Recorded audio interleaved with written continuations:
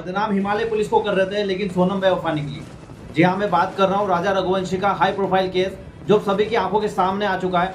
एक एक सच उसका सामने आने लगा है। मतलब इसकी जो मन गढ़ंत कहानी थी पूरी, वो सोनम ने की थी।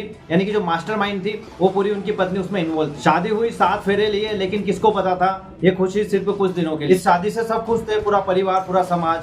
लेकिन सोनम के माइंड में कुछ और ही चल रहा था। उसने हनीमून का पूरा एक सोचा समझा प्लान बनाया। पहले राजा को बताया, राजा ने माँ को बताया, लेकिन मना कर दिया।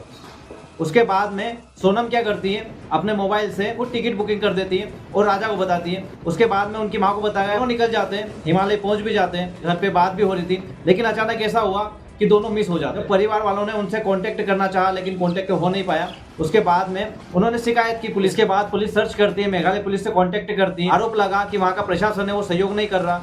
उसके 1-2 दिन बाद में फिर पता चलता है कि भाई राजा रघुवंशी की तो डेथ हो गई, जो डेड बॉडी है वो एक खाड़ी से मिली है। उसके बाद में केस पूरा हाई प्रोफाइल बन जाता है, क्योंकि राजा रघुवंशी तो मिल गया, लेकिन उनकी पत्नी अब भी मिस थी। इसके बाद में सोशल मीडिया पर तरह तरह की बातें होने लगी, क्योंकि सोनम मिल नहीं पा रही थी। कहा यह भी जा रहा था कि ऐसा तो नहीं है कि सोनम को बांग्लादेश अगवा करके ले गए, उसके साथ में कुछ गलत हो रहा होगा।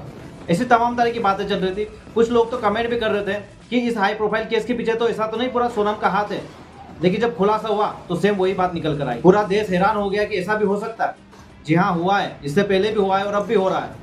ये घटना रुक नहीं रही है, ना ही सरकार से रोक पा रही है और ना ही समाज इसे रोक पा रहा है। सोनम ने क्या किया, अपने 3 दोस्तों के साथ मिलकर ये पूरा रोड मैप बनाया और राजा रघुवंशी को अपने रास्ते से हटा दिया। जहां से उनकी डेड बॉडी मिली, वहां पर सोनम ने अपना जैकेट भी फेंक दिया निकाल कर, कि किसी को शक ना हो। लेकिन कहते हैं ना, कानून के हाथ लंबे होते हैं। उसे अगर एक सुराग मिल जाता है तो सर्च करता करता तहखाने तक पहुंच ही जाता है। और ऐसा ही हुआ। असम पुलिस ने जब सर्चिंग की, वहाँ के एक स्थानीय गाइड ने बताया, साथ में 3 और युवक थे जो हिंदी में बात कर रहे थे। मुझे समझ में नहीं आ रही थी, वहीं से पूरा केस घूम, क्योंकि मेघालय में हिंदी चलती नहीं और वहाँ पर 2-3 लोग अनजान जो हिंदी में बात कर। उसके बाद मेघालय पुलिस को पूरा केस समझ में आता है और अंत में यूपी से सोनम अपने आप को सरेंडर कर देती है।